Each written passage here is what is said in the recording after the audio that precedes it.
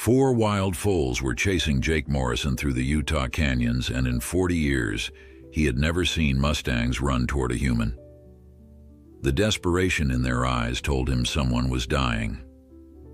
Before we continue, don't forget to subscribe to the channel, like the video, and comment where in the world you're watching from. Let's go. The desert sun hung low over the red rock canyons of southern Utah, painting the towering sandstone formations in shades of burnt orange and deep crimson. Jake Morrison guided his white mare Dancer through the narrow canyon trail with the easy confidence of a man who had spent the better part of 40 years reading the language of this unforgiving land. The October air carried a coolness that promised winter was not far behind, and the lengthening shadows stretched across the canyon floor like dark fingers reaching for the coming night. Jake had been checking fence lines along the northern boundary of the Double M Ranch when he first heard them. The sound was faint at first, almost lost in the whisper of wind through the canyon walls, but his trained ear caught it immediately. Hoofbeats, light and quick, the unmistakable rhythm of young horses moving at speed. He reined Dancer to a halt and turned in his saddle, scanning the landscape behind him with eyes that had learned to spot movement across miles of open country. What he saw made him pull off his worn Stetson and run a hand through his graying hair in bewilderment. Four foals were racing down the canyon trail toward him, their small hooves kicking up clouds of red dust that caught the afternoon light like smoke. They were perhaps 6 months old, still gangly with youth, their coats gleaming in shades of chestnut and bay. But it was not their beauty that caught Jake's attention. It was their behavior. Wild Mustang foals did not chase after lone riders. They ran from humans, not toward them. Every instinct bred into them over generations of survival on the harsh western range taught them that people meant danger, meant ropes and corrals and the end of freedom. Yet these four were galloping straight at him, with what could only be described as desperate purpose. Jake's first thought was that something was pursuing them, a mountain lion perhaps, or a pack of coyotes emboldened by hunger. He scanned the canyon walls and the scrub brush that dotted the rocky slopes, his hand moving instinctively to the rifle secured to his saddle. But there was nothing.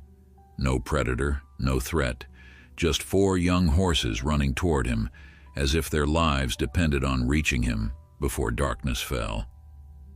Dancer shifted nervously beneath him, ears flicking back and forth as she sensed the approaching youngsters.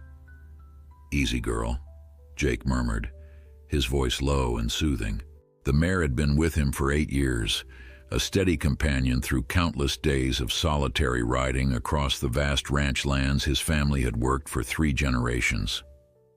She trusted his judgment, even when that judgment seemed to make no sense.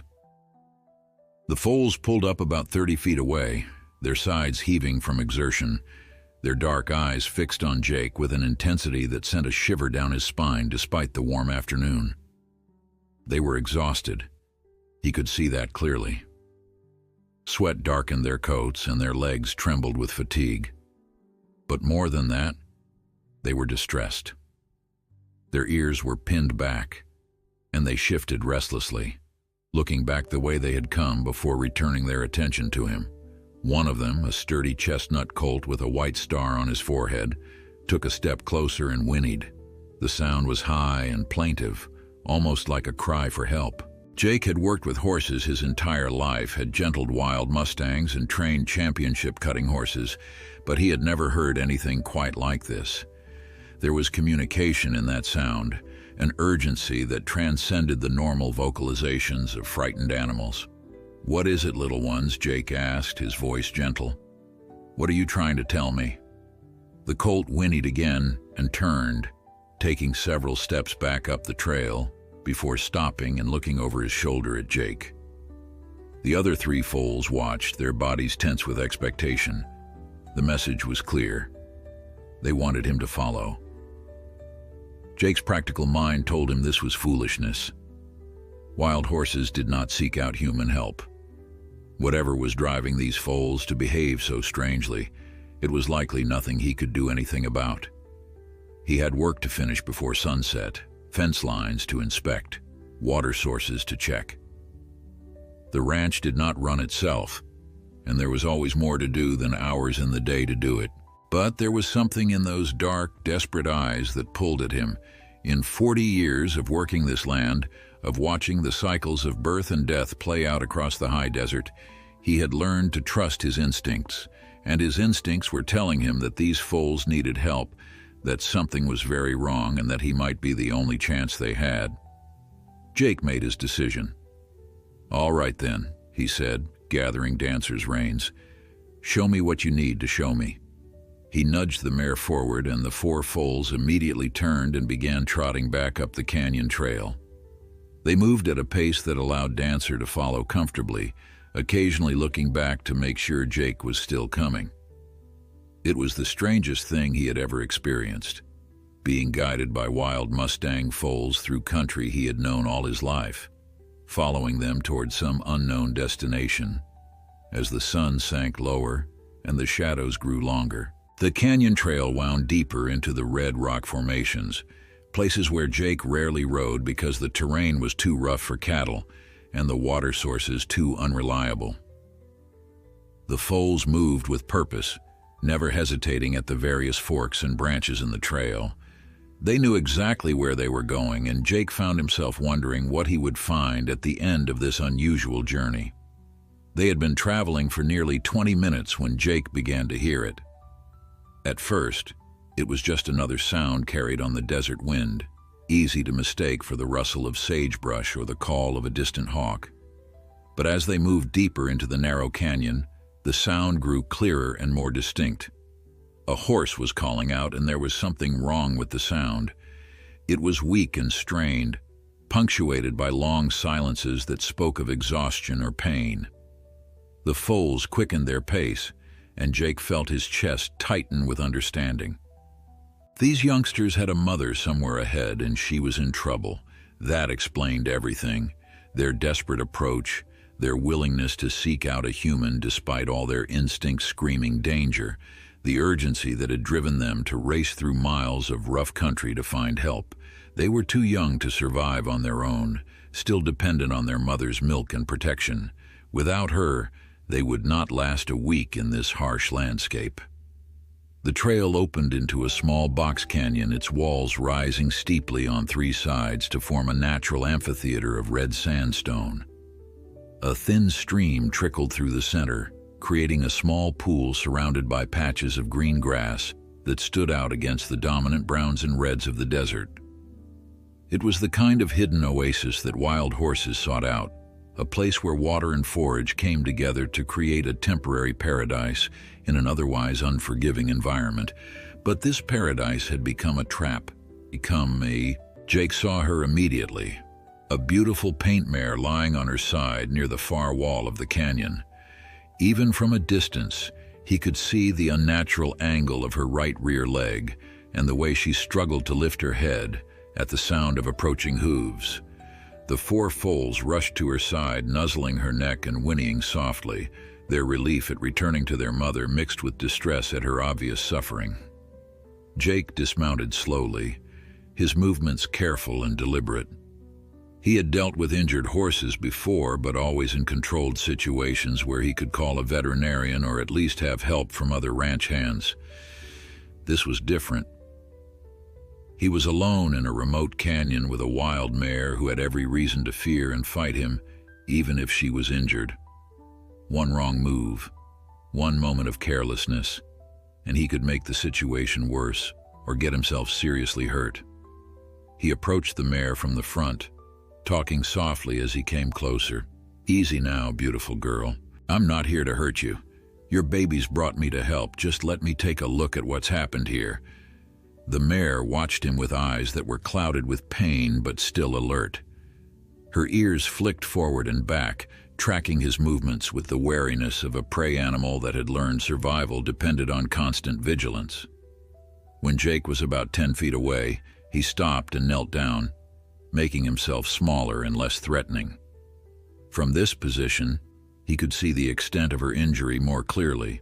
Her right rear leg was caught in a narrow crevice between two large rocks, wedged in at an angle that had probably happened when she tried to jump across the gap. The leg itself appeared broken below the hock, the swelling already significant. She had clearly been struggling to free herself for hours, perhaps even a full day, and the effort had exhausted her. The four foals clustered around their mother, the chestnut colt with the white star standing closest to Jake as if maintaining his role as the bravest of the group. They watched him with those same desperate eyes, as if willing him to understand what they needed, to perform some miracle that would return their mother to health and allow their small family to continue their life in the wild. Jake's heart sank as he assessed the situation. The mare's leg was badly broken. That much was clear, even from a distance. But more concerning was her overall condition. She was dehydrated and exhausted, her coat dull with dried sweat and dust. If he could free her leg and stabilize the break, there might be a chance of saving her, but it would require resources and help he did not have readily available in this remote location. He would need to get the veterinarian out here, would need supplies and equipment that were back at the ranch house, would need at least 2 more men to help move and control a frightened wild horse. The practical part of Jake's mind, the part that had been shaped by decades of hard realities and difficult choices on a working cattle ranch, knew what the sensible decision was. A broken leg on a wild horse was effectively a death sentence. Even if he could get help and treat her successfully, the recovery period would be long and difficult. She would need to be confined, would need constant care and feeding, would need medications and treatments that would cost thousands of dollars. And for what? To eventually release her back into the wild where she might re-injure herself or never fully recover her previous mobility. But then the chestnut colt moved closer, close enough that Jake could have reached out and touched him if he had wanted to. The young horse lowered his head and made a soft nickering sound, the kind a foal makes when seeking comfort from its mother. The trust in that gesture, the desperate hope that this human might be able to fix what nature had broken, struck Jake with unexpected force. He thought about his own daughter, Emma, who lived in Salt Lake City now with her accountant husband and their 2 children. She had grown up on this ranch, had learned to ride before she could read, had spent countless hours helping him doctor sick cattle and mend broken fence lines. But she had also inherited her mother's gentle heart, and Jake remembered the tears she had shed whenever an animal had to be put down, because treatment was not practical or possible. "Put yourself in their place, Daddy," she had said to him once when he had made the decision to euthanize a calf with a twisted leg. "Imagine if you were hurt, and nobody would help, because it cost too much or took too much time." The memory made him pull his cell phone from his pocket, even though he already knew what he would find. No signal. They were too deep in the canyon, too far from any towers. He looked at the mare, at the 4 foals who had somehow understood that humans could help when nature could not, at the lengthening shadows that meant he had perhaps 2 hours of good light left. "All right," he said aloud, the sound of his own voice helping him organize his thoughts. "First things first. Let's see about getting that leg free and figuring out exactly what we're dealing with." Jake returned to Dancer and retrieved his saddlebags, pulling out the basic first aid supplies he always carried when riding the remote sections of the ranch. There was not much: a roll of gauze, some antiseptic, a bottle of water, and a length of rope. It was enough to handle minor emergencies with cattle or equipment, but woefully inadequate for what he was facing now. Still, it was all he had, and he would have to make it work. He approached the mare again, this time moving even more slowly and speaking in a continuous stream of soft reassurances. The sound of his voice seemed to calm her slightly, or perhaps she was simply too exhausted to maintain her fear. Her head rested on the ground now, her breathing shallow and rapid. The 4 foals had backed away a few feet, giving Jake space to work, but watching his every movement with intense focus. When he reached the trapped leg, Jake knelt down and examined the situation carefully. The crevice between the rocks was perhaps 8 inches wide at the surface, but narrowed considerably, about a foot down. The mare's hoof had gone through the wider opening and become wedged in the narrower space below. In her panic to free herself, she had likely twisted and pulled, making the injury worse and wedging the leg in even more tightly. The break itself was bad. Jake could see the abnormal angle of the leg above the hoof, and when he gently probed the area with his fingers, he felt the distinctive grinding sensation of broken bone fragments. The mare flinched and tried weakly to pull away, but she was too exhausted for much resistance. It was what veterinarians called a comminuted fracture, where the bone had shattered into multiple pieces. Even in a domestic horse with access to the best veterinary care, such injuries were difficult to treat successfully. In a wild Mustang in a remote canyon, it seemed almost hopeless. But Jake had not ridden 40 minutes into rough country, following desperate foals, just to give up without trying. He sat back on his heels and studied the problem from every angle. The first challenge was freeing the leg from the crevice without causing additional damage. The rocks forming the trap were large, probably weighing several 100 pounds each. He could not move them without equipment he did not have. That meant he would need to somehow manipulate the leg through the opening it had entered. Jake walked back to Dancer and pulled the coil of rope from his saddle. He fashioned a simple loop and returned to the mare. "This is going to be uncomfortable, girl, but I promise I'm trying to help." He carefully worked the loop around her trapped leg, positioning it below the break, but above the hoof. The mare watched him with pain-dulled eyes, too weak now to protest much beyond a soft whicker of distress. With the rope in place, Jake positioned himself behind the rocks and began to apply steady, gentle pressure. He was not trying to pull the leg out forcefully, which would only cause more damage and pain. Instead, he was attempting to guide it back through the crevice at the same angle it had entered. The mare groaned, a deep, guttural sound that made the foals shift nervously. Jake kept talking to her, his voice steady and calm, even though his heart was pounding with the knowledge that he might be making things worse. After what felt like an eternity but was probably only 5 minutes, he felt the leg shift. He adjusted his angle slightly and pulled again, and suddenly the hoof was free. The mare's leg came out of the crevice with a horrible scraping sound, and she immediately tried to scramble to her feet. Jake moved quickly, placing a hand on her shoulder and applying gentle pressure while speaking urgently. "Easy now, easy. You'll make it worse if you try to stand. Stay down, beautiful girl. Just stay down." Something in his tone, or perhaps simply the exhaustion that had overwhelmed her system, made the mare relax back onto her side. She was trembling now, shock beginning to set in from the pain and trauma. Jake examined the leg more closely now that it was free. The break was as bad as he had feared, possibly worse. The skin had not been punctured, which was a small mercy, but the swelling was significant and continuing to worsen by the minute. He opened his water bottle and carefully cleaned the area around the injury, then used some of the gauze to wrap it loosely.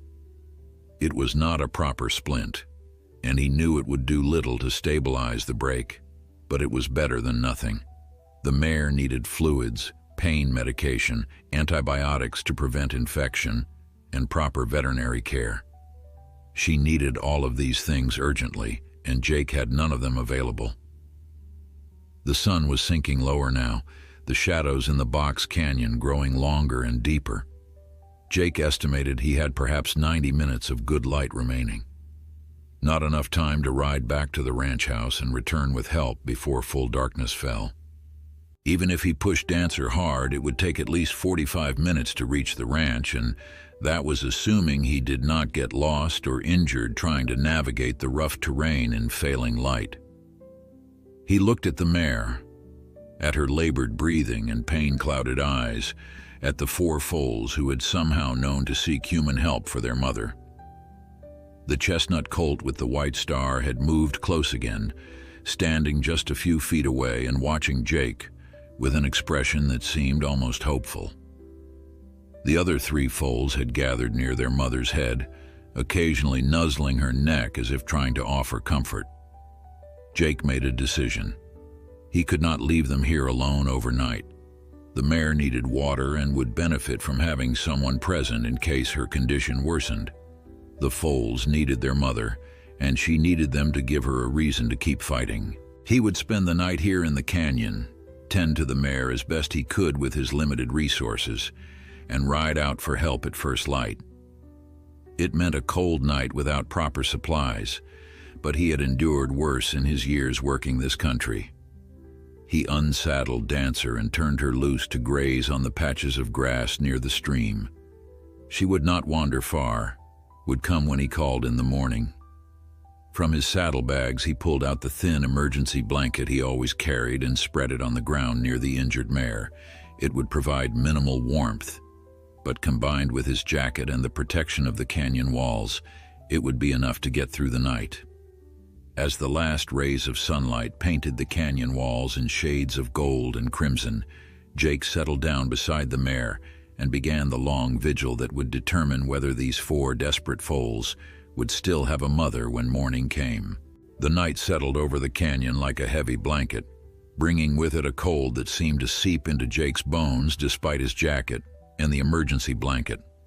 The temperature had dropped at least 30 degrees since sunset, a reminder that October in the high desert country could shift from pleasant to punishing with startling speed. Above him, the stars emerged in their thousands, so bright and numerous in the absence of city lights that they seemed close enough to touch. Jake had gathered what dry brush and dead wood he could find and built a small fire near the mare. It was not much, barely enough to provide warmth or light, but the flickering flames seemed to comfort the foals. They had settled down around their mother in a protective circle, their small bodies pressed close together for warmth. The chestnut colt with the white star had positioned himself nearest to Jake, as if he had appointed himself the liaison between his family and this strange human who had answered their desperate call for help. The mare's condition had stabilized somewhat, though Jake knew this might be more concerning than reassuring. Animals in shock often seemed to improve temporarily before declining rapidly. Her breathing had evened out, and she had drunk some water when he carefully held his cupped hands near her muzzle, but she remained on her side, too weak or too wise to attempt standing on her shattered leg. Jake used the quiet hours to really study her for the first time. She was a stunning animal, her coat a beautiful paint pattern of white and chestnut patches that would have made her valuable if she had been born into a domestic breeding program instead of wild freedom. Her conformation was excellent, suggesting strong bloodlines somewhere in her ancestry. Someone had probably turned loose a quality stallion or mare years ago, and those genes had filtered through the wild herds. She looked to be perhaps 8 or 9 years old, in the prime of her life, before this tragedy had struck. As the hours crept past midnight, Jake found his thoughts drifting to his late wife, Sarah. She had been gone for 5 years now, taken by cancer that had moved through her body with cruel efficiency despite the best efforts of doctors in Salt Lake City and even specialists they had consulted in Denver. In those final months, Jake had watched helplessly as she grew weaker, had sat by her bedside, much as he now sat beside this injured mare, feeling powerless against forces he could not control or fight. Sarah would have loved this, he thought, looking at the 4 foals sleeping peacefully near their mother. She had always had a special affection for horses, had been the one to insist they keep a small breeding program going on the ranch, even when the economics of cattle ranching suggested they should focus solely on beef production. She had named every foal born on the Double M, had fussed over them like they were her own children, and had cried genuine tears when any of them had to be sold or traded away. The chestnut colt stirred and lifted his head, his dark eyes reflecting the firelight as he looked at Jake. The young horse studied him for a long moment, then carefully stood and walked over to where Jake sat. The foal stopped just inches away, close enough that Jake could feel the warmth radiating from his small body. Then, in a gesture that made Jake's throat tighten with emotion, The colt lowered his head and rested his muzzle on Jake's shoulder. It was a moment of pure trust, the kind that transcended the normal boundaries between wild and domestic, between human and animal. This foal, who by all rights should have feared and avoided people, was seeking comfort from a stranger because somehow he understood that this stranger was trying to save his mother. Jake raised his hand slowly and gently stroked the colt's neck, feeling the soft foal fuzz that would eventually be replaced by a sleeker adult coat. "You're a brave one," Jake whispered, "leading your siblings all that way to find help. That took courage most full-grown horses wouldn't have." The colt nickered softly in response, and Jake could have sworn there was understanding in the sound. After a few minutes, the young horse returned to his position near his mother, circling twice before settling back down with his siblings. Around 3 in the morning, the mare's condition took a concerning turn. Her breathing became labored again, and she began to shiver despite the fire and the relative protection of the canyon walls. Jake recognized the signs of deepening shock and knew he was facing a critical decision point. If he did nothing, the mare might not survive until morning. But his options for intervention were almost non-existent, given his lack of supplies and medical equipment. He did what he could, which felt woefully inadequate. He moved closer to the mare and arranged his emergency blanket and jacket over her body, trying to help her maintain body heat. He built up the fire as much as he dared, without risking setting the dry canyon vegetation ablaze. He talked to her in a continuous stream of soft encouragement, the way Sarah used to talk to sick animals, as if the sound of a kind voice might somehow anchor them to life. The foals sensed their mother's distress and pressed even closer to her, adding their body heat to Jake's efforts to warm her. The chestnut colt began making soft, whickering sounds, almost like a lullaby, and his siblings joined in. It was one of the most heartbreaking and beautiful things Jake had ever witnessed, these 4 young horses trying to comfort their mother through the long, cold night. Sometime before dawn, when the stars were beginning to fade and the eastern sky was showing the first hints of gray light, the mare's shivering stopped and her breathing steadied once more.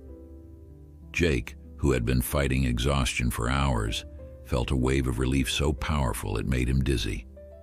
She had made it through the night. It did not mean she would survive, did not mean her leg could be saved or that she would ever run free again, but she had survived the immediate crisis, and that was something. As full dawn broke over the canyon, painting the red rock walls in shades of pink and orange, Jake stood and stretched his stiff muscles. His back ached from sitting in one position for most of the night, and he was cold and hungry and desperately in need of coffee. But none of that mattered compared to the task ahead. He needed to get to the ranch house, needed to call the veterinarian, needed to organize a rescue operation that would bring proper medical care to this remote location. He walked over to where Dancer was grazing and whistled softly. The mare raised her head and trotted over, clearly ready to head home after the strange night in the canyon. Jake saddled her quickly, his movements economical despite his fatigue. He looked back at the paint mare and her 4 foals, at the small family that had somehow changed everything with their desperate plea for help.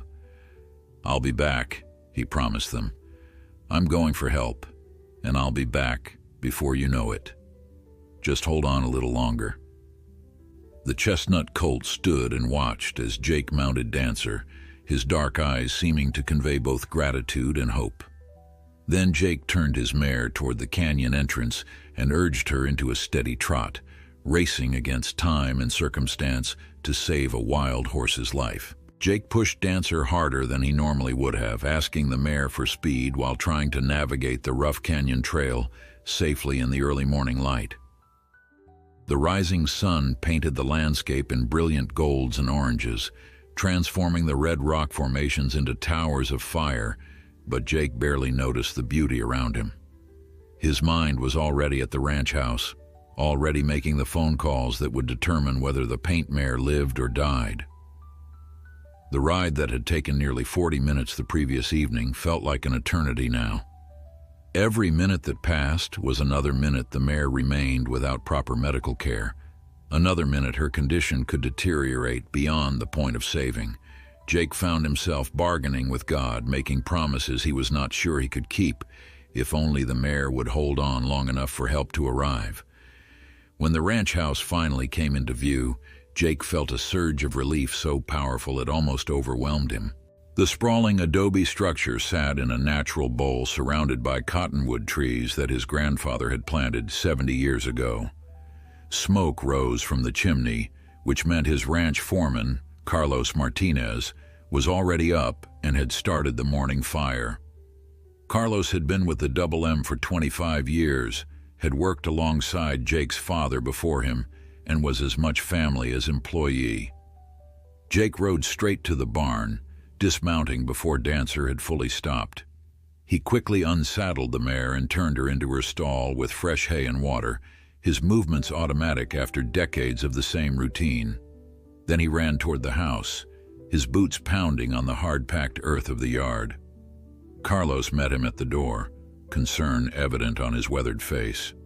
"Boss, we were getting worried. You were supposed to be back before dark. What happened?"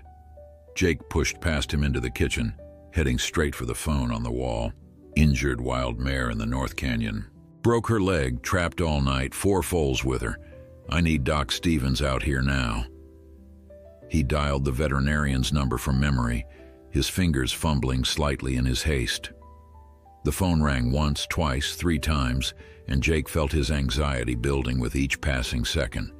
Finally, on the 4th ring, a sleepy voice answered. Doc Stevens speaking. "Doc, it's Jake Morrison from the Double M. I need you to get out here as soon as possible. I've got an emergency situation." There was a pause, and Jake could hear rustling sounds as the veterinarian presumably sat up in bed and reached for something to write with. "What kind of emergency, Jake? It's 6:30 in the morning on a Saturday." Jake took a deep breath and laid out the situation as clearly and concisely as he could. "Wild paint mare, trapped in a box canyon about 8 miles from my north boundary fence. Broken right rear leg, comminuted fracture below the hock.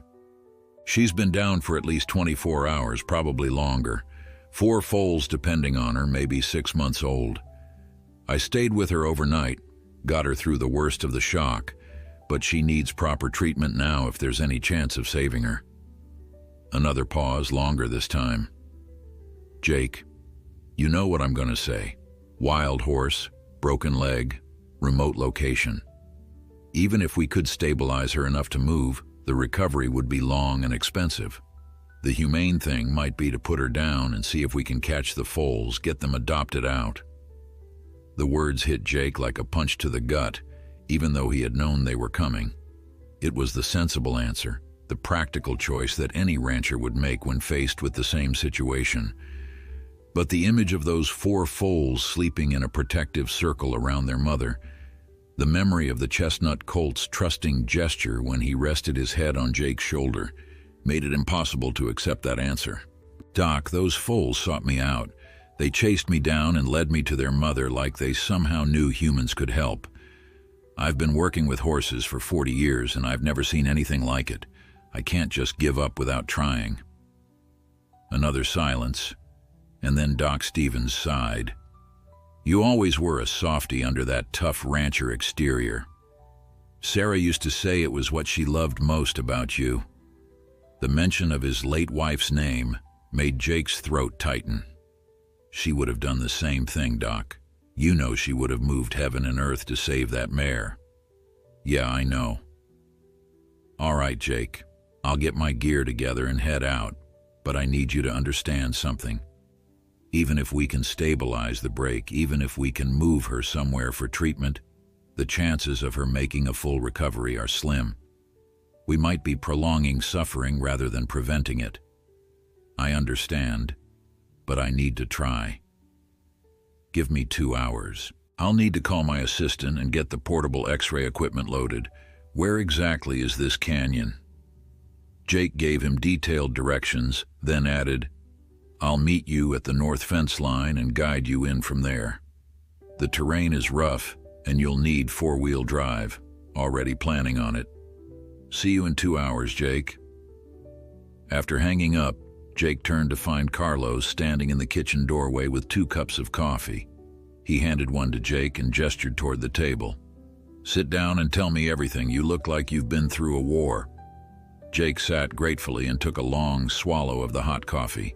The warmth spreading through his chest helped chase away some of the cold that had settled into his bones during the long night. He told Carlos about the 4 foals chasing him down, about finding their mother trapped and injured, about the decision to stay overnight, and the vigil that had followed. Carlos listened without interrupting, his dark eyes reflecting understanding and sympathy. When Jake finished, Carlos was quiet for a moment, then said, "You did the right thing, boss. Sarah would be proud. Now what do you need from me?" Jake outlined his plan. Carlos would gather supplies, blankets, water, food for both humans and horses, and load them into the ranch's 4-wheel drive truck. They would meet Doc Stevens at the designated location and caravan back to the canyon together. If the mare's condition allowed, they would attempt to stabilize her and move her to the ranch where she could receive ongoing care. If not, well, Jake did not want to think about that possibility yet. While Carlos went to gather supplies, Jake took a quick shower and changed into fresh clothes. The hot water felt like heaven on his cold, aching muscles, but he did not linger. Every minute counted. He gulped down a quick breakfast of scrambled eggs and toast, not because he was hungry, but because he knew he needed the energy for what lay ahead. By 7:30, Carlos had the truck loaded and ready. Jake called his daughter Emma in Salt Lake City, knowing she would want to hear about this. She answered on the second ring, her voice already bright and alert despite the early hour. "Hi, Daddy. This is a surprise. You usually don't call until Sunday afternoons." Jake told her the story, and he could hear her crying softly by the time he finished. "Oh, Daddy, those poor babies. You have to save her. You have to try." "I will, sweetheart. Doc Stevens is on his way. Your mother would have done the same thing, Emma. She never could turn her back on an animal in need. I know. That's why I married a man just like her, because he had that same gentle heart underneath all the practical rancher exterior." Emma paused, then added, "Call me later and let me know how it goes. I'll be thinking about you and praying for that mare and her babies." Jake promised he would and hung up just as he saw Doc Stevens' truck turning into the ranch driveway. The convoy of 2 trucks made its way slowly along the dirt roads that crisscrossed the northern section of the Double M Ranch. Doc Stevens followed close behind Jake's truck, both vehicles bouncing and lurching over ruts and rocks that made conversation impossible and threatened to rattle their teeth loose. The portable X-ray equipment in Doc's truck bed was secured with heavy straps, but Jake could see him checking his mirrors constantly, making sure nothing had shifted or broken free. They reached the point where the road ended, and the canyon trail began just after 9 o'clock. Jake pulled over and climbed out, waiting for Doc Stevens and his assistant, a young woman named Jennifer Chen, who had recently graduated from veterinary school and was doing her large animal rotation with Doc's practice. She looked nervous but determined as she helped unload equipment from the truck bed. "The trail from here gets rough," Jake explained, gesturing toward the narrow path that wound between red rock formations. "We'll need to carry everything in on foot. It's about a 20-minute hike to the box canyon where the mare is." Doc Stevens, who was in his early 60s and carried the extra weight of too many years of good living, grimaced but nodded. "Let's get started then. The sooner we get there, the sooner we can assess what we're dealing with." They loaded themselves down with equipment and supplies like pack mules preparing for an expedition. Jake carried blankets and water containers. Doc Stevens managed the portable X-ray machine despite its awkward bulk, and Jennifer handled the medical bag containing syringes, medications, and surgical instruments. Carlos brought up the rear with more supplies and a small generator that would power the X-ray equipment. The hike was brutal, especially under the strengthening morning sun. The temperature was already climbing into the 70s, and Jake knew it would reach the 90s by afternoon. He set a steady but sustainable pace, conscious of Doc Stevens's labored breathing behind him and Jennifer's occasional stumbles on the uneven terrain. The weight of their supplies made balance difficult, and more than once Jake heard muttered curses as someone caught a boot on a rock or nearly twisted an ankle in a hidden crevice. When they finally emerged into the box canyon, Jake felt his heart skip a beat. The mare was still lying where he had left her, but the four foals were standing in a tight group between their mother and the approaching humans. They did not run, which was remarkable for wild horses, but they also did not approach. The chestnut colt with the white star stood at the front of the group, his ears forward and his body tense with protective alertness. "Easy now, little ones," Jake called out softly. "We're here to help. Remember me?" The colt's ears flicked at the sound of Jake's voice, and after a moment of consideration, he relaxed slightly. It was not quite trust, but it was recognition, and that was enough. The foals parted to allow the humans to approach their mother, though they maintained a watchful circle at a distance of about 15 feet. Doc Stevens knelt beside the mare and began his examination, his experienced hands moving with gentle confidence over her body. He checked her vital signs, examined her eyes and gums, palpated her abdomen, and finally turned his attention to the injured leg. His expression grew grimmer with each passing minute, and Jake felt his hope beginning to waver. After what felt like an eternity, Doc Stevens sat back on his heels and looked up at Jake. "It's bad, Jake. Worse than you described on the phone. The fracture is severely comminuted, probably 4 or 5 separate breaks in the cannon bone. There's significant soft tissue damage, and I can already see signs of infection starting despite your efforts to clean it. Jennifer, let's get some x-rays so we can see exactly what we're dealing with." Jennifer and Carlos set up the portable x-ray equipment while Doc Stevens prepared a sedative injection. "The mare needs to be completely still for clear images," he explained to Jake. "Even though she's weak, we can't risk her moving and blurring the pictures. We need to see every fragment of bone to know if surgery is even an option." Jake watched as Doc Stevens administered the sedative, marveling at how the mare seemed to understand on some level that these humans were trying to help rather than hurt. She barely flinched when the needle went in, just a soft sigh that spoke of exhaustion and resignation. Within minutes, her eyes were glazed and her breathing had slowed to a deep, regular rhythm. The x-rays took nearly 40 minutes to complete, with Jennifer repositioning the equipment multiple times to capture different angles of the injury. Each exposure required waiting for the portable generator to charge the x-ray machine, and the whining sound of the equipment made the foals nervous. They stamped and snorted but did not flee, held in place by their need to stay near their mother. Finally, Doc Stevens had the images he needed. He spread them out on a flat rock, studying them with the intensity of a surgeon planning a complex operation.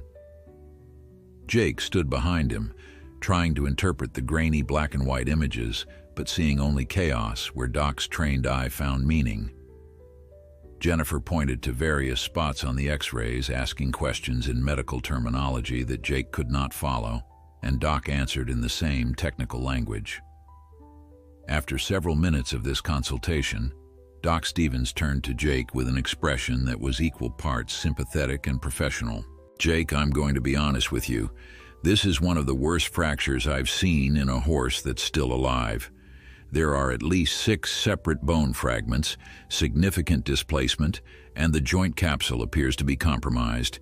Even if we could get her into surgery, even if we use the most advanced orthopedic techniques available, her chances of walking normally again would be less than 20%. Jake felt something cold settle in his stomach. "What are you saying, Doc?" "I'm saying that from a purely medical standpoint, euthanasia is the most humane option. The recovery would be long, painful, and expensive, with very little chance of success."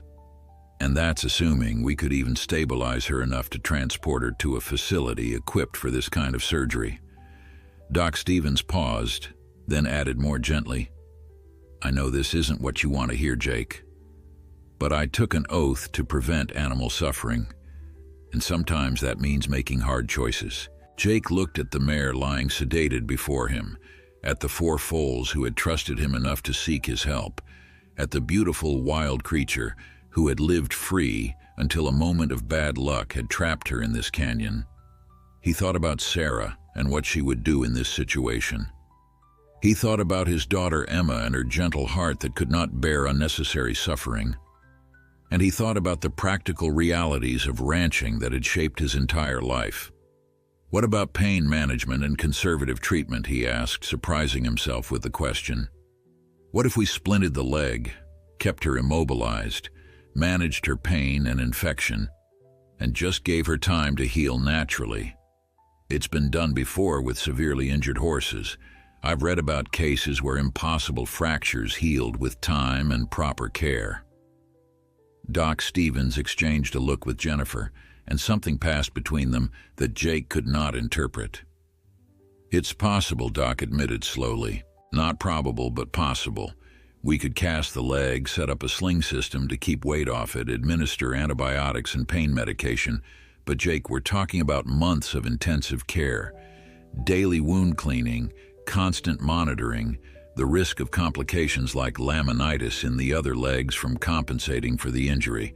And that's all assuming she doesn't develop a systemic infection or go into organ failure from the stress." "How much would it cost?" Jake asked, though he already knew the answer would be significant. Doc Stevens shook his head. "Thousands of dollars, Jake. Maybe 10,000 or more by the time you factor in medications, equipment, and my time. And there's still no guarantee she'll survive, much less run free again." Jake looked at the four foals, at their dark eyes watching every move the humans made around their mother. The chestnut colt took a tentative step closer, and Jake saw in his expression the same desperate hope he had seen yesterday when the young horse had rested his head on his shoulder. "Let's try," Jake said quietly. "Let's give her a chance."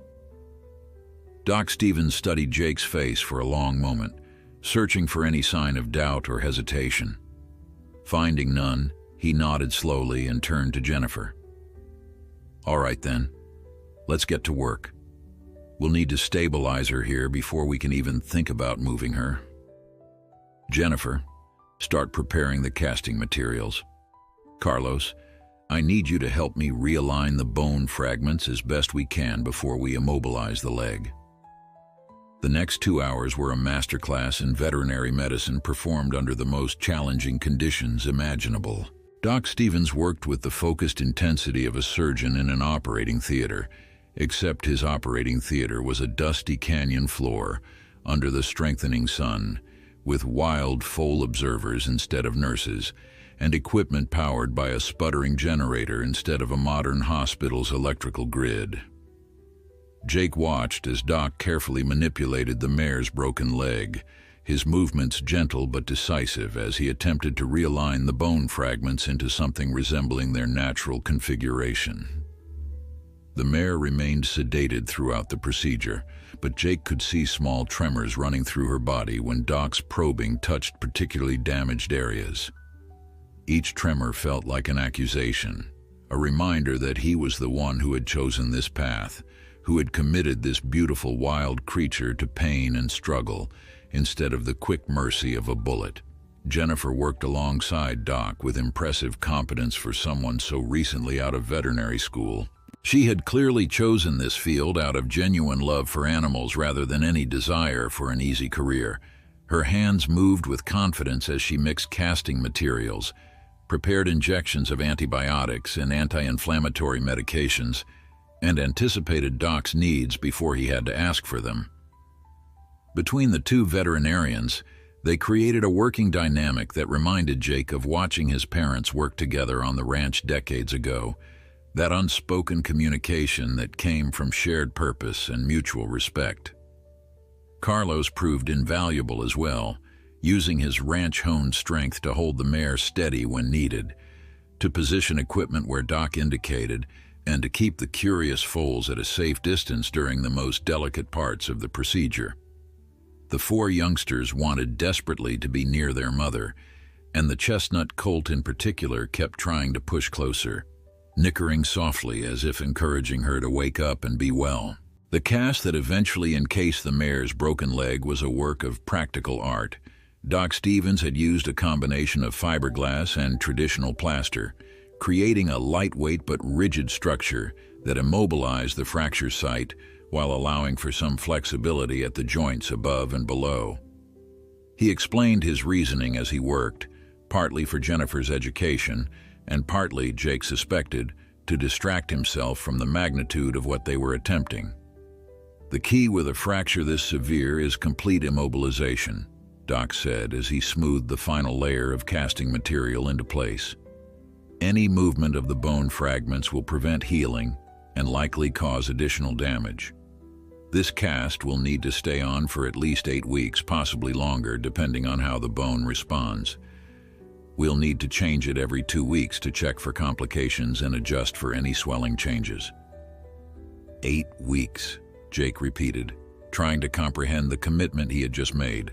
That's assuming everything goes perfectly. What about infection? What about the stress on her other legs from compensating? Doc looked up from his work, his expression serious. Those are real concerns, Jake. The infection risk is significant, especially given how long the break was untreated.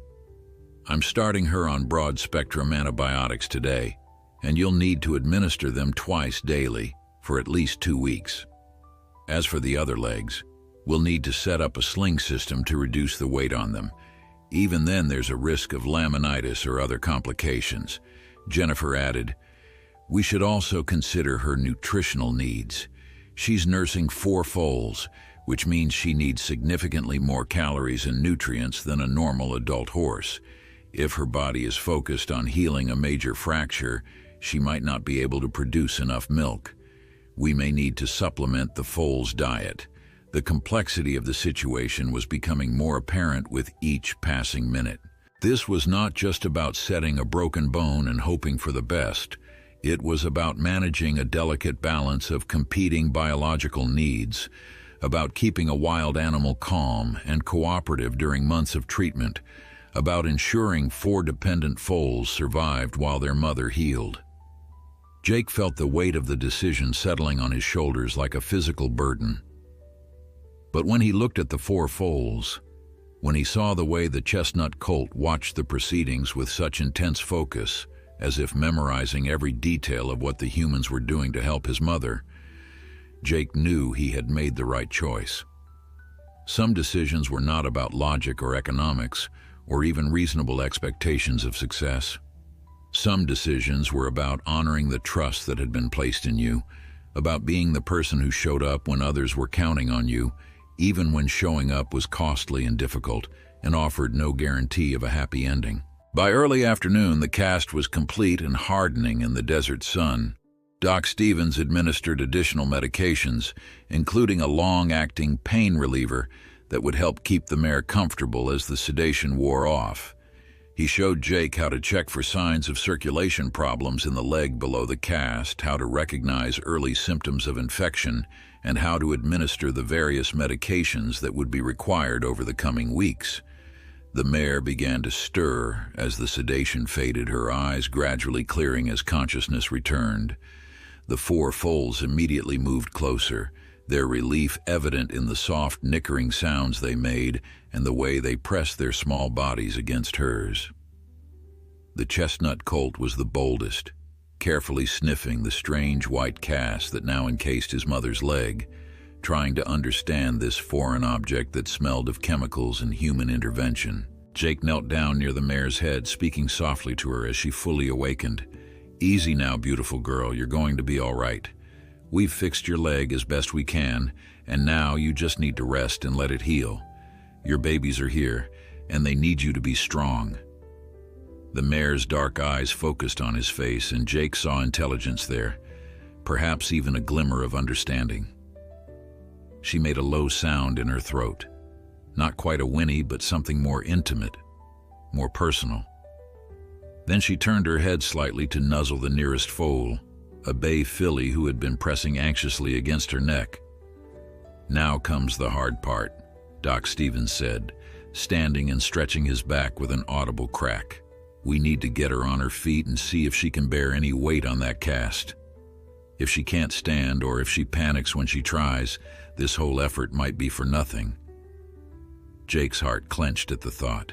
After everything they had been through, everything they had invested in saving this mare, the possibility that she might not be able to adapt to the cast had not fully registered until this moment.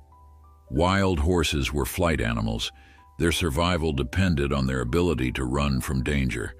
A horse that could not stand or move was a horse that would panic and potentially injure herself further in her desperation. Carlos moved to the mare's head, ready to help guide her if she attempted to rise. Doc Stevens and Jennifer positioned themselves near her hindquarters, prepared to assist or intervene if needed. Jake stood back slightly, his hands clenched into fists at his sides, watching with a mixture of hope and dread as the mare gathered her strength. She made her first attempt slowly, rocking her body to build momentum. The movement shifted her weight, and when the cast on her broken leg touched the ground, she froze. For a terrible moment, Jake thought she would refuse, would give up before really trying. But then the chestnut colt moved close and nickered encouragingly, and something in that sound seemed to give the mare new determination. She pushed harder, her front legs straightening, her weight shifting back. The cast held firm, and gradually, inch by inch, the mare rose to her feet. The mare stood swaying slightly, her weight carefully distributed across 3 legs, while the casted 4th leg barely touched the ground. She was trembling from the effort and stress, but she was upright, and that small victory felt monumental to everyone watching. The 4 foals immediately surrounded her, pressing close as if their small bodies could somehow provide the support she needed to remain standing. Doc Stevens approached slowly, speaking in the same calm, measured tones he had used throughout the procedure. "Good girl. That's a very good girl. Now let's see if you can take a few steps." He moved to her side and applied gentle pressure, encouraging her to shift her weight. The mare resisted at first, clearly reluctant to trust the strange, rigid structure on her leg, but gradually she took one careful step, then another. Her gait was awkward and uneven, but she was mobile, and that was what mattered. The next challenge was getting her out of the box canyon and back to the ranch where they could provide proper ongoing care. The trail they had hiked in on was too narrow and treacherous for a horse with limited mobility, especially one still learning to navigate with a cast.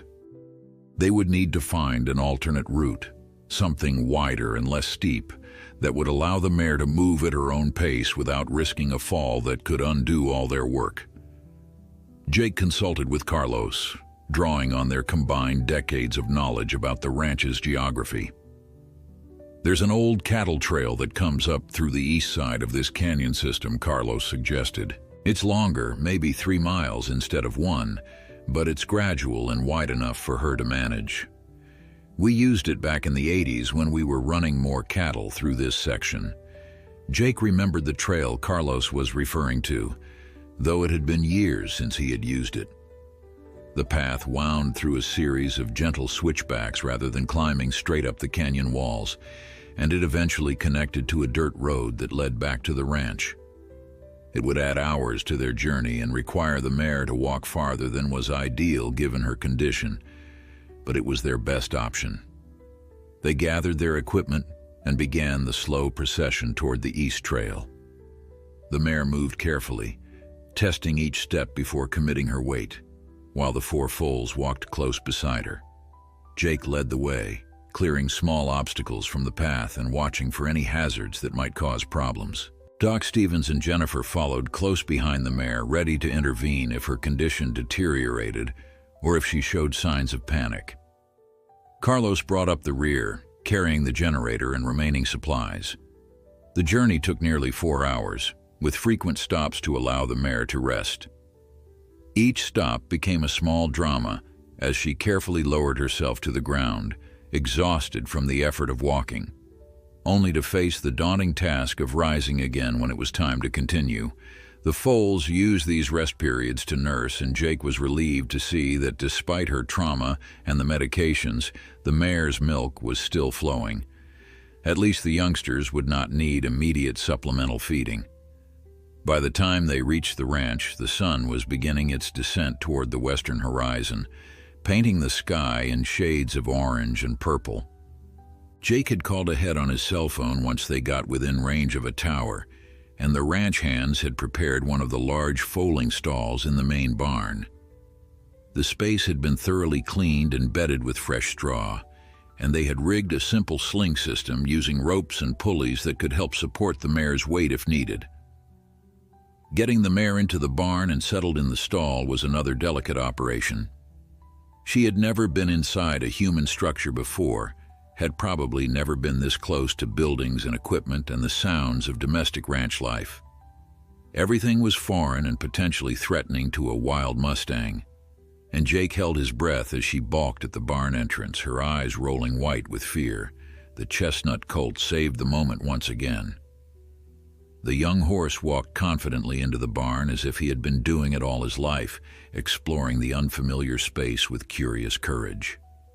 His siblings followed, and after a moment of visible internal struggle, their mother limped after them.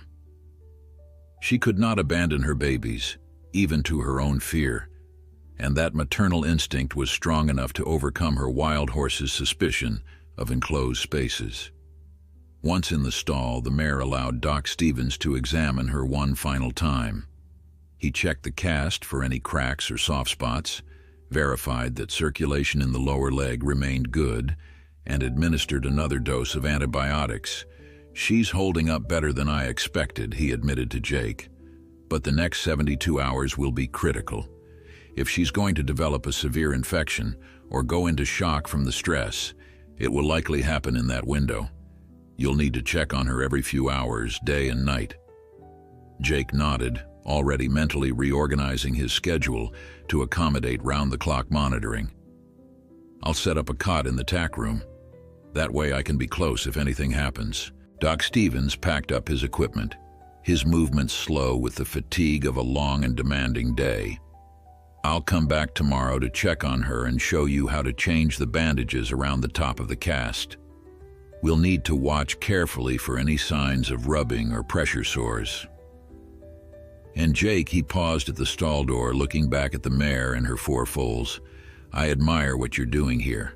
It's not practical or economically sensible, but it's the right thing. Sarah would be proud."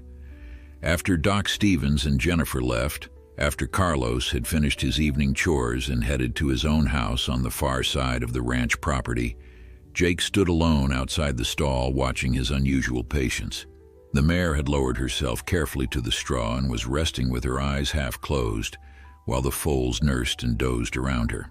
The scene was peaceful, almost ordinary if you ignored the white cast and the fact that these were wild horses who, 48 hours ago, had never interacted with humans. Jake thought about the commitment he had made, the weeks and months of care that stretched ahead. He thought about the money he would spend, money that could have gone toward new equipment or infrastructure improvements the ranch needed. He thought about the time he would invest, hours that could be spent on the 100 other tasks that always demanded his attention, and he thought about the very real possibility that despite everything, the mare might not survive or might heal in a way that left her unable to return to the wild. But then the chestnut colt lifted his head and looked at Jake with those dark, intelligent eyes, and Jake felt a certainty settle over him that had nothing to do with logic or practicality. This was about honoring trust, about being worthy of the faith that had been placed in him when 4 desperate foals had sought out human help for their mother. It was about continuing the legacy of compassion that Sarah had built during her time on this ranch, about teaching through actions rather than words that some things mattered more than profit margins and sensible business decisions. He set up his cot in the tack room as promised, positioning it where he could see into the mare's stall through the open door. Before settling in for what would undoubtedly be a restless night of periodic checks, he made one more call to his daughter Emma. The phone rang 3 times before she answered, her voice breathless with anxiety. "Daddy, I've been waiting to hear from you all day. How is she? Did Doc Stevens think he could save her?" Jake told her everything, from the difficult x-rays to the decision to attempt treatment, from the challenging casting procedure to the long walk back to the ranch. He could hear Emma crying softly as he spoke, the kind of tears that came from relief and hope rather than sadness. "You did the right thing," she said when he finished. "I know it's going to be hard and expensive and maybe it won't work out. But you tried. That's what matters. You gave her a chance when it would have been easier to give up." They talked for a few more minutes about practical matters, about Emma's plans to visit the following weekend to help with the mare's care, about her children who would be thrilled to see baby horses. When they finally said goodbye, Jake felt strengthened by his daughter's support, reminded that the values he and Sarah had tried to instill in her had taken root and flourished. He lay down on the cot, but sleep was elusive. Every sound from the mare's stall brought him instantly alert. The first week was a crucible of worry and vigilance that tested Jake's endurance and resolve. He slept in fitful bursts, never more than 2 hours at a time, always listening for sounds of distress from the stall. Twice during that first night, he rushed in to find the mare struggling to rise, her movements clumsy and panicked as she fought against the unfamiliar weight and rigidity of the cast. Each time, Jake talked her through it, his voice steady and calm even as his heart pounded with fear that she might fall and re-break the leg. By the 3rd day, the mare had developed a rhythm of movement that accommodated her injury. She learned to distribute her weight in a way that minimized stress on the broken leg, while still allowing her to stand and move when necessary. The foals seemed to understand their mother's limitations and adjusted their behavior accordingly. They were gentler when nursing, more patient when she needed to rest, and the chestnut colt had appointed himself guardian of the stall, nickering warnings when any of his siblings got too rambunctious. Doc Stevens came daily those first 5 days, monitoring the mare's vital signs, checking the cast for integrity, and adjusting medications as needed. The infection they had feared manifested on day 4 as a low-grade fever and increased swelling around the fracture site.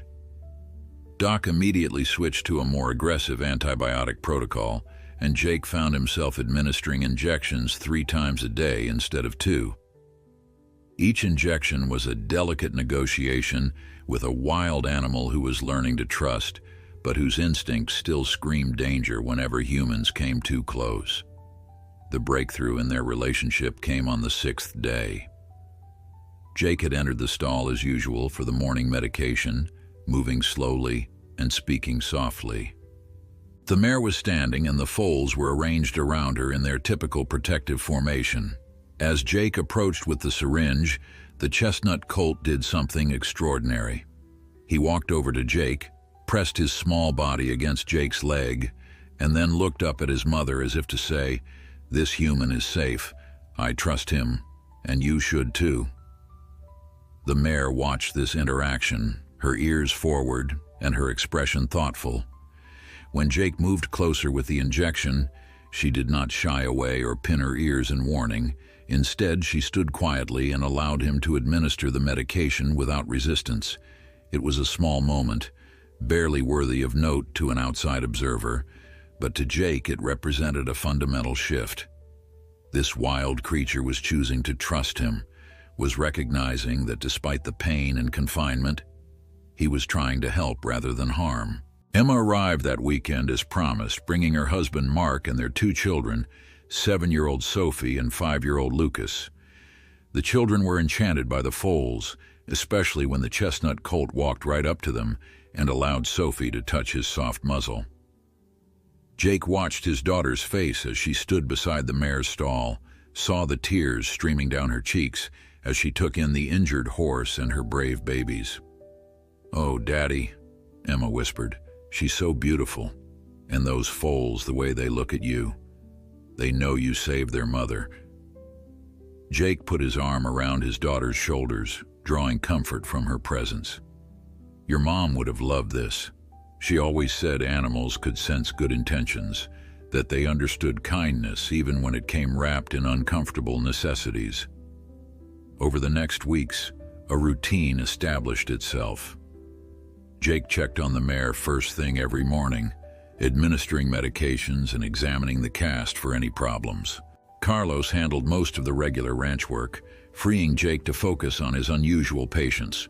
The foals grew bolder and more curious with each passing day, exploring every corner of the barn and eventually venturing into the ranch yard under Jake's watchful supervision. The chestnut colt, whom Jake had started calling Star because of the white marking on his forehead, became a constant companion. The young horse followed Jake around like a puppy, nickering for attention and pressing close whenever Jake sat down to rest. It was unprecedented behavior for a wild Mustang, but Star seemed to have made a conscious decision that humans, or at least this particular human, were part of his herd now. Doc Stevens removed the cast after 8 weeks, his expression cautiously optimistic as he examined the X-rays that showed significant bone healing.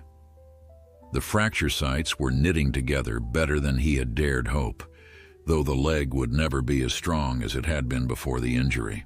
He applied a lighter support bandage and gave Jake strict instructions about limited movement and continued monitoring. The mare took her first unaided steps without the cast on a cold December morning.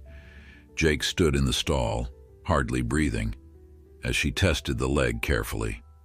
She was limping, favoring the injured leg significantly, but she was mobile, and the leg was bearing weight. It was not perfect, not even close to normal, but it was progress that exceeded Doc Stevens' most optimistic predictions. By January, the mare was walking well enough that Doc suggested they could begin transitioning her back to outdoor life. They started with short periods in a small paddock adjacent to the barn, gradually increasing the time as her strength and confidence grew. The foals were ecstatic to have more space, racing and playing with the boundless energy of young horses, while their mother watched from the safety of the paddock fence. But as the mare's recovery progressed, Jake found himself facing a question he had been avoiding.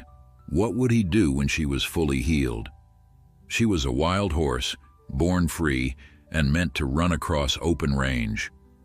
Keeping her confined was never meant to be permanent, but releasing her back to the wild with a weakened leg seemed cruel and potentially fatal. She would struggle to keep up with the herd, would be vulnerable to predators, might re-injure the leg and die slowly without help. The question consumed his thoughts during long winter evenings. Emma called weekly for updates, and each time she asked what Jake planned to do eventually. He never had a good answer. Part of him wanted to keep the mare and her foals to gentle them completely and incorporate them into the ranch's small horse herd.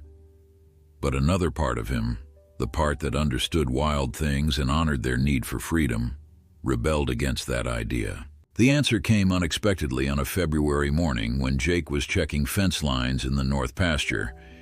He saw them first as distant shapes against the winter landscape, a band of wild mustangs moving across the snow-covered hills. They were the same herd the paint mare had belonged to, he was certain of it. He recognized the lead stallion, a magnificent buckskin with a commanding presence, and several of the mares who had distinctive markings. Jake sat on Dancer and watched the herd for a long time, his mind working through possibilities and implications. An idea was forming, one that might give the mare and her foals the best of both worlds. It would require patience, careful planning, and a willingness to try something that had probably never been done before. But as he watched Star and his siblings playing in the ranch yard that evening, as he saw the mare standing stronger and more confident with each passing day, Jake knew he had found his answer. Spring arrived on the Double M Ranch with an explosion of wildflowers and new grass that transformed the winter-brown landscape into a carpet of color. The mare, whom Emma had named Hope during one of her visits, had been walking without a limp for 3 weeks. Doc Stevens had declared her healed enough for normal activity, though he cautioned that the leg would always be a weak point, and she should avoid the kind of extreme terrain and hard running that wild horses regularly navigated. Jake's plan had taken months to implement, but everything was finally in place. He had spent the winter building a large enclosed pasture in the foothills north of the ranch house, nearly 40 acres of rolling grassland with a natural spring and shelter from the worst weather. The fencing was different from typical ranch fencing, higher and more visible so that horses running at speed could see it clearly, but with gates that could be opened to allow free passage between the enclosed pasture and the open range beyond. The concept was simple in theory, but had never been tested. Hope and her foals would live in the protected pasture, safe from predators and with access to supplemental feed and veterinary care when needed. But the gates would remain open during daylight hours, allowing them to come and go as they pleased. If Hope wanted to rejoin her wild herd, she could. If she chose the security of the ranch, that was acceptable too. The choice would be hers, as it should be for a creature born to freedom. On the morning they moved Hope and the foals to the new pasture, half the town seemed to have turned out to witness it. Word had spread about the injured wild mare and the cowboy, who had spent a fortune and months of his life saving her. The local newspaper had run a story, and a television station from Salt Lake City had sent a crew to film the release. Jake had tried to discourage the media attention, uncomfortable with being portrayed as some kind of hero, but Emma had insisted that people needed to hear stories about compassion and second chances. Doc Stevens was there, along with Jennifer, who had become a regular visitor to check on her first major case. Carlos and the other ranch hands had gathered, many of them with their families. Emma stood beside Jake with Mark and the children, Sophie clutching a handmade sign that read, "Good luck, Hope and Star." Even the local wildlife rehabilitation specialist had come, curious about Jake's innovative approach to wildlife management. Jake led Hope out of the barn one final time, the four foals walking close beside their mother, just as they had on that first desperate journey through the canyons. Hope had filled out during her recovery, her coat gleaming with health, and though her gait still showed slight caution when she stepped on the previously broken leg, she moved with grace and confidence. Star walked at Jake's other side, the young horse's trust in this human unshakable even as they approached something new and unknown. The walk to the new pasture took 20 minutes, a slow procession through the ranch yard and across the gentle hills. The gathered crowd followed at a respectful distance, some people crying openly as they watched this testament to what dedication and compassion could accomplish. When they reached the pasture gate, Jake paused and looked at Hope, at the mare who had survived against such long odds, who had trusted him enough to endure months of treatment and confinement. "This is yours now," he said softly. "You and your babies can stay here as long as you want. You'll always be safe, always have food and water, and I'll check on you every day. But if you want to leave, if you want to go back to running wild, those gates will be open. The choice is yours, beautiful girl, always yours." He opened the gate and stepped back, giving Hope the space to make her own decision. For a moment she stood at the threshold, looking out at the expansive pasture and the open range visible beyond. The four foals pressed close to her, waiting for their mother to show them what to do next. Then Star did something that made Jake's throat tighten with emotion. The young horse walked back to Jake, pressed his forehead against Jake's chest in a gesture of affection they had shared countless times during the long recovery, and then returned to his mother's side. "It was goodbye and thank you, and I'll never forget you all contained in one simple touch." Hope stepped through the gate, her foals following close behind. They walked into the pasture slowly at first, exploring this new territory with cautious interest. Then Star broke into a trot, his siblings joining him, and suddenly all four foals were running, their hooves thundering against the spring grass, their tails streaming behind them like banners of joy. Hope watched them for a moment. Then she too began to run. The sight of her running was what broke Jake completely. After months of careful walking, of limited movement and constant caution, Hope was running free across open ground.